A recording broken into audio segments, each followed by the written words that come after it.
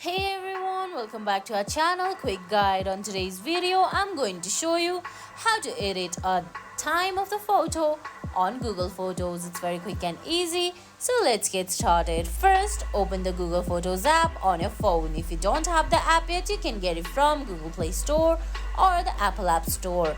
Once you do that, launch the app and sign in with your Google account. Now on your screen you're gonna find photos from the back up and from the photos. Now open the photo that you want to change the time of. Now once you scroll up on that photo, you can see there's its date and time given right there. To change that, go ahead and tap on that three dot menu on the top right corner, then scroll down and at the end you can see edit date and time. Tap on it, then you have to select the time option right below that done.